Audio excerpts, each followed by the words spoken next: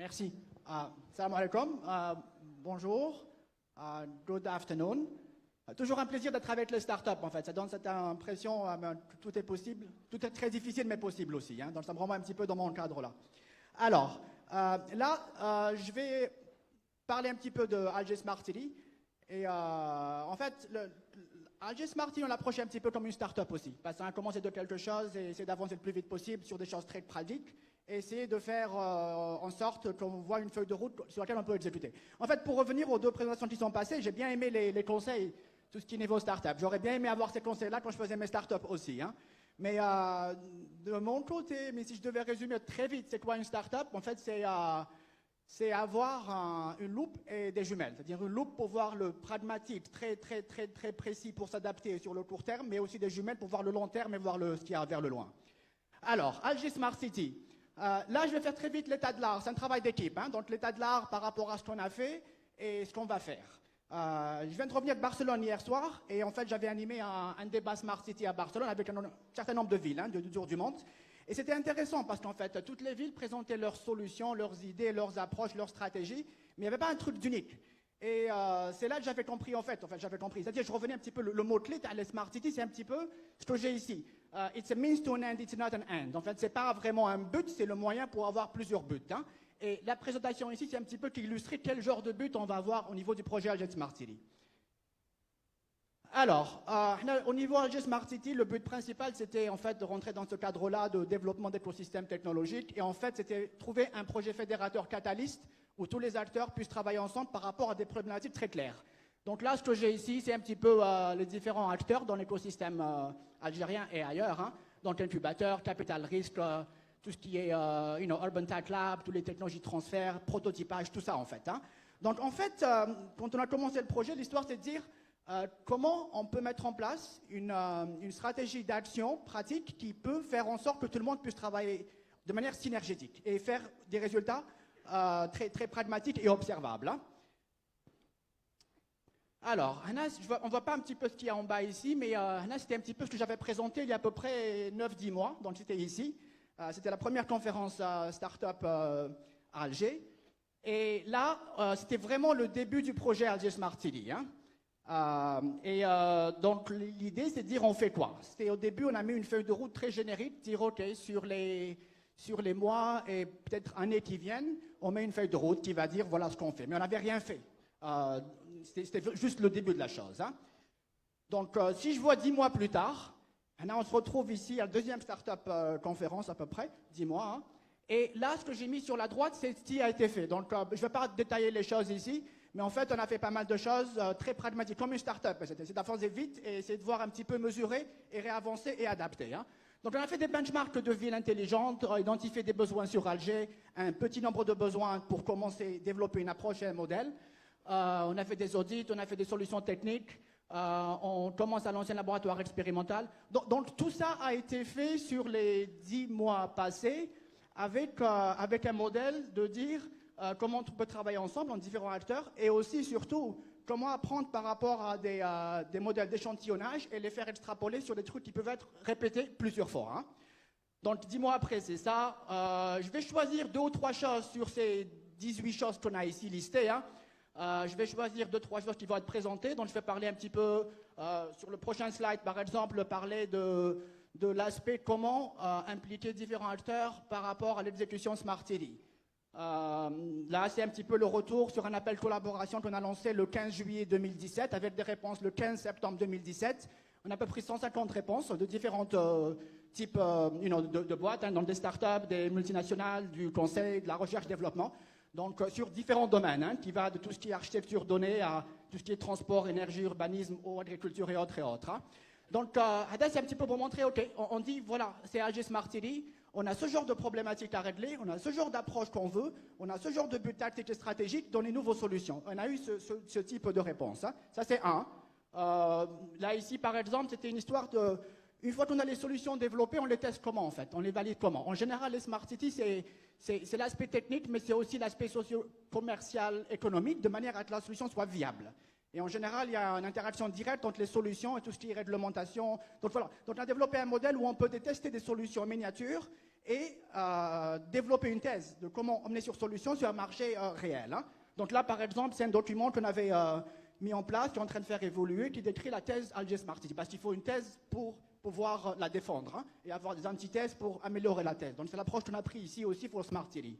Là, on s'est dit, OK, c'est une chose de dire on développe nos propres technologies, nos propres approches pour la Smart City, mais il faut pouvoir les exposer à d'autres aussi, sur un niveau global, mondial, international, les défendre, apprendre, échanger et trouver des synergies avec tout le monde. Donc là, par exemple, c'était la conférence de Barcelone, novembre 2017, où c'était, je pense, la première fois qu'on avait présenté Alger Smart City à une audience de 20 000 personnes, hein, en disant, voilà, Alger, voilà ce qu'on a décidé au niveau de Smart City, voilà comment on le fait, et voilà comment évaluer. En fait, on a fait ça, et très vite, on va continuer avec la conférence qui va se passer le 27-28 juin à Alger. Donc, c'est un petit peu tout ce qui est technologie, investissement au niveau Smart City. Mais c'est une conférence globale sur Alger. Donc, c'est plus une histoire de dire, non seulement on a développé une thèse qui a été défendue à Barcelone en 2017, mais on va emmener cette thèse par rapport à notre problématique très précise, on va montrer des résultats précis, et on veut échanger avec l'écosystème global et essayer d'avancer ensemble. Là, le quatrième point, les startups en général, on prend le Smart City comme une startup en elle-même en fait. Hein. Très vite, ça veut dire faire au lieu de décrire et mettre des idées. Donc, on est parti très vite sur un modèle comment arriver à commencer à zéro et identifier des problématiques et problèmes en fait très pratiques, très pragmatiques, très clairs, et arriver avec un investissement minimal, avec une exécution optimale, avec une compréhension des étapes avec lesquelles on va évoluer sur le temps en fait, et développer des choses. Donc là, on a bien réfléchi en fait, vers le mois de juin, juillet passé, et on s'est dit, une chose qu'on veut faire, c'est apprendre à développer nos propres solutions. On est assez chanceux parce qu'on est à une époque où, en fait, c'est une époque assez unique en fait. Hein. C'est une époque où une grande partie de la technologie autour du monde est faite par 2 ou 3 boîtes, hein, qu'on ne le veuille ou pas. Mais ça se fait dans 2 ou 3 boîtes autour du monde. Et ces 2 ou 3 boîtes veulent aller sur de nouveaux marchés. En voulant aller sur de nouveaux marchés, ils développent leurs propres technologies et les mettent à disposition de plus ou moins tout le monde en fait. Hein. Donc on s'est dit, OK, il y a une opportunité très claire. Le fait qu'il y a des boîtes qui développent des technologies et qui les mettent à disposition, avec une stratégie de leapfrog par rapport à l'utilisation de ces technologies, on va juste attendre et voir un petit peu ce qu'ils font. Ça, c'est les boîtes comme Google et Amazon. Hein, donc, et on est très proche de ces boîtes-là et tout. Donc, on se dit, OK, on va voir un petit peu ce qu'ils vont développer. On va voir un petit peu ce qui peut être extrait et réutilisé. C'est les modèles open source développement, c'est les modèles de choix technologiques qui cassent un petit peu la linéarité avec ce qui s'est passé dans le passé. Donc, on s'est dit, c'est une chose de comprendre le modèle développé en théorie, on va l'appliquer à la Smart City. Donc, voilà. Donc, à partir du mois de septembre, on a mis en place une équipe d'ingénieurs, on fait des projets de fin d'études principalement, de différentes écoles universités algériennes, hein, donc Polytechnique, l'ESI, autres. Et on s'est dit, on va commencer à zéro, on va apprendre le plus possible en prenant ces technologies qui sont disponibles. Donc, on a fait ça, en fait. J'ai mis un petit peu les exemples de technologies ici. Il y a les slides qui ne sortent pas trop parce que je pense le modèle... anyway. Alors, par exemple, les packages de software qu'on a ici, ça fait à peu près... Juste le package de cloud, par exemple, ça fait à peu près 10 millions de lignes de code. Hein, pour tous ceux qui suivent les software engineers et tout ce qui est programmation. Juste ça, c'est à peu près 10 millions de lignes de code qu'on peut avoir en 5 minutes aujourd'hui. Et avec la bonne expertise, on peut le déployer très vite. Hein. Sur tous les packages qu'on a ici, donc c'est les objets connectés, c'est les big data, c'est l'intelligence artificielle, c'est les clouds, c'est un petit peu tout en fait. Hein. On a pris une quinzaine de packages de software, très vite, hein, je veux dire très vite au niveau de 2 semaines, avec nos ingénieurs en projet de fin d'études. Et on s'est dit, OK, on prend tout ça, on apprend, et on va faire nos produits nous-mêmes. Et en fait, c'est ce qu'on a fait depuis le mois de septembre. Hein. Et voilà, donc, ce que je vais envie... Non, avant. Il faut revenir au prochain slide, la slide avant. Ce qu'on va montrer ici, en fait, c'est principalement cette approche. Pourquoi ça, de manière spécifique par rapport à tout le reste qu'on fait au niveau du projet de Smart City? Parce que ça montre qu'on peut faire des choses très vite si on choisit les bonnes approches au niveau choix technologique et implémentation technologique. Ça nous montre aussi qu'on peut le faire nous-mêmes sans avoir besoin de presque personne, parce que c'est des modèles de leapfrog technologique, parce que c'est du software disponible en open source, parce que on a un lien direct avec ceux qui les développent au niveau global et mondial. Donc ça, c'est 2. Et 3, en fait, en faisant ça, on arrive en fait à casser un petit peu la linéarité avec la dépendance au niveau de quoi choisir au niveau technologique. C'est-à-dire on peut choisir, une fois qu'on choisit, on peut avoir une meilleure façon de négocier ce qu'on choisit après, quoi, hein. Donc c'est les trois en fait, critères fondamentaux qu'on a mis en place ici. Donc là, très vite, on va montrer une démo, hein, parce qu'en général, c'est bien pour toutes les startups. Les slides, c'est bien. Et là, je fais beaucoup d'investissements en capital, je fais beaucoup de startups en Silicon Valley et ailleurs, hein. Et en général, on écoute très vite, mais en réalité, on demande, OK, vous avez fait quoi? Ça marche comment? Le code, vous pouvez me le montrer très vite, hein. Et je pense qu'on a pris la même approche au niveau Smarty. Donc là, je vais appeler les différents ingénieurs qui ont bossé avec moi sur le projet. Je ne sais pas où ils sont, mais si vous pouvez venir ici. Et on va faire une démo temps réel sur un cloud qu'on a développé, un cloud privé, mais qui peut être public aussi, au niveau d'Alger, qui a été développé à peu près en 6 à 8 mois, qui roule live avec des ouais.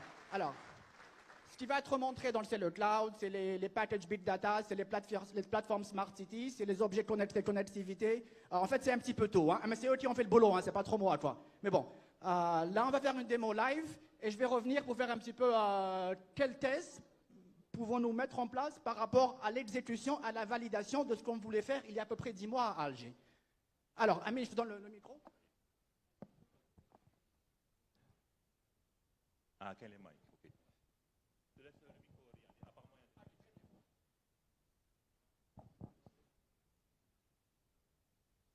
En fait, juste qu'il prépare un petit peu les choses, si je vois par exemple les différents binômes des différentes écoles et ce qu'ils ont fait sur des sujets IA, Big Data, Cloud, Blockchain et tout, en fait, c'est aussi bien, aussi ce n'est mieux que des équipes similaires avec lesquelles je travaille sur l'Amérique ou sur le Japon et ailleurs. Et en plus, c'est toutes des idées qui très vite peuvent aboutir sur des startups très rapides en fait, hein, avec un business case clair, avec une exécution idéale et avec un moyen de réalisation et de réussite par rapport à startup qui est assez optimal aussi. Donc voilà quoi. okay. Donc, merci Riyad, salam alaikum. Donc, j'aimerais vous présenter en fait très rapidement des plateformes qui tournent toutes en Algérie, ici. Donc, la première, en fait, l'infrastructure qu'on a mise en place, c'est un cloud algérien, 100% algérien, qui tourne depuis maintenant 3 ans au Centre de développement de technologies avancées à Bab Hassan.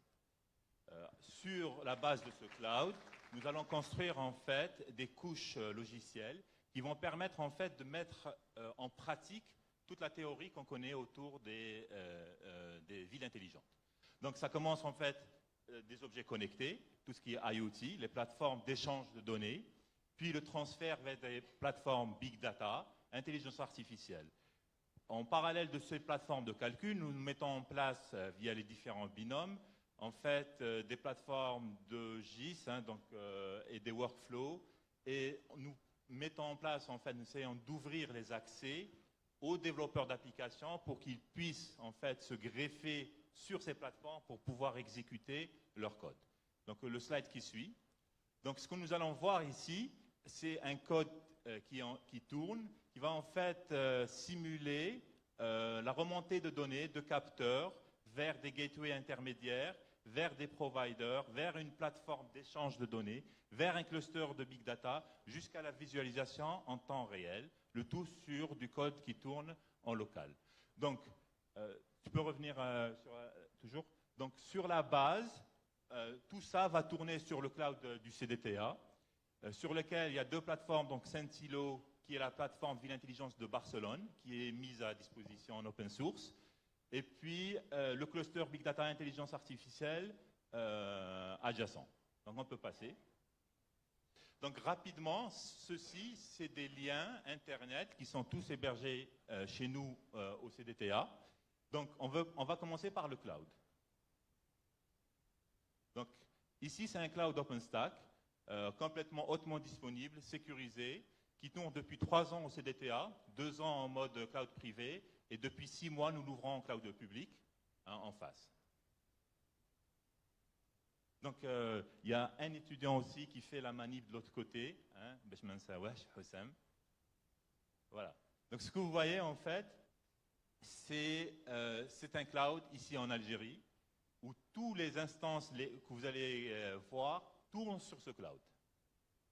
Donc, ici, c'est des machines virtuelles qui tournent depuis un moment, qui sont classés, qui ont des réseaux virtuels, privés, publics et un accès public direct. Okay. Donc ce que vous voyez ici, la liste des machines, c'est la liste des machines sur lesquelles vont être exécutés les clusters Big Data. Donc Hussam, si tu peux montrer le cluster maintenant, la plateforme Sensilo, adaptée à la ville d'Alger. Donc sur cette plateforme, donc ce que nous voyons ici, c'est une carte d'Alger, une carte Google Maps qui est pointée sur Alger, sur laquelle nous avons placé quelques capteurs qui sont en train de générer des données et auxquels on peut suivre de façon dynamique. Donc nous avons aussi mis des cas d'utilisation sur la deuxième rocade d'Alger, où nous pensons par exemple mesurer le trafic de voitures sur cette rocade. Alors tout ça, c'est pour montrer que c'est des expériences en direct maintenant qui se passent. Les données ne sont pas réelles, bien sûr, hein, nous n'avons pas de capteur, mais nous le faisons remonter de façon directe. Et ça nous permet de suivre à la seconde le trafic qui passe par la rocade. Donc on peut aussi rentrer dans la plateforme, Hussam, pour montrer en fait tout ce qui se passe.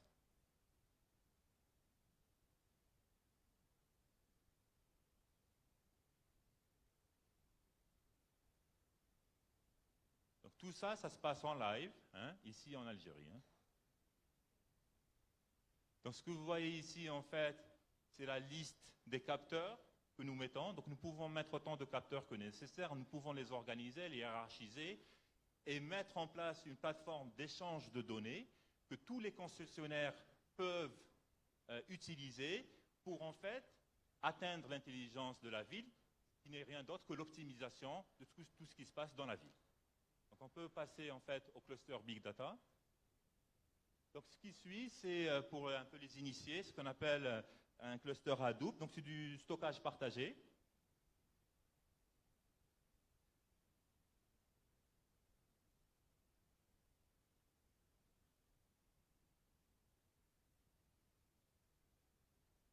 OK. Voilà. Donc ça, c'est un cluster Hadoop qui tourne en direct. On peut passer sur le HBase, qui est une base de données distribuée pour le Big Data.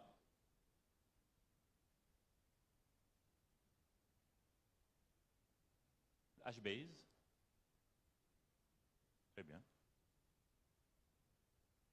Ça aussi, donc c'est une base de données, ce qu'on appelle NoSQL, hein, pour les initiés, qui permet de traiter une quantité de données très grande qui convient bien au cas des villes intelligentes qui génèrent beaucoup de données.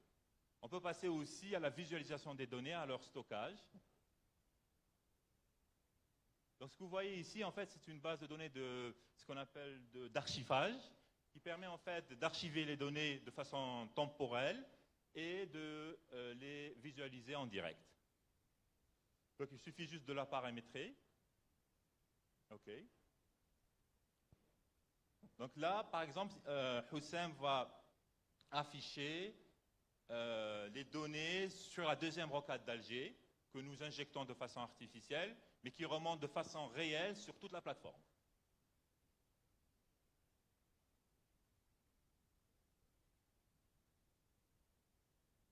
Donc l'ensemble en fait de ces travaux a été fait conjointement entre différents PFE. Ici nous avons 7 PFE répartis en 4 au niveau de l'École nationale polytechnique, 2 au niveau de l'ESI, l'École supérieure d'informatique, une au niveau de la fac centrale, donc ils ont maintenant une licence en informatique, et l'encadrement via les éléments du CDTA et moi-même.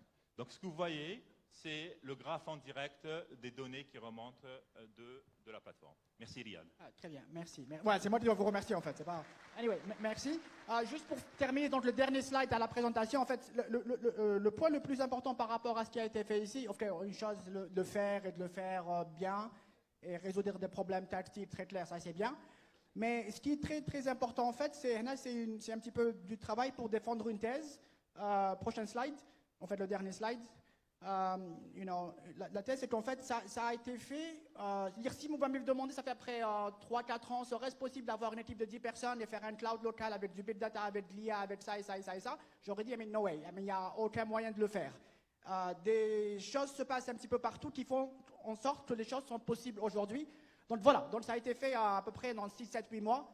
Et ça roule live, et c'est une stratégie de substitution très rapide, très directe, avec des technologies leapfrog très claires. Hein. Donc voilà, dans le Smart City, ça a été fait. Ce qu'il faut dire aussi, les startups, peut-être vous ne savez pas peut-être, mais bon, les startups, plus on avance, plus ça devient difficile, pas plus facile. Donc s'il nous reste au niveau de la Smart City, c'est un petit peu tout ça. Donc le travail qui reste à faire est encore beaucoup plus complexe que ce qui a été fait. Hein.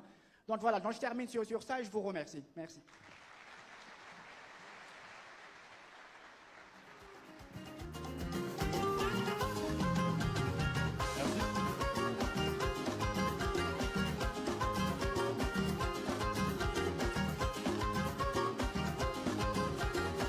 Bon. Bon, j'espère que vous êtes encore réveillés parce que si là c'était technique, la troisième partie de la conférence est extrêmement technique. Mais bon, ça va parler de performance, ça va parler de KPI, etc. Là, on va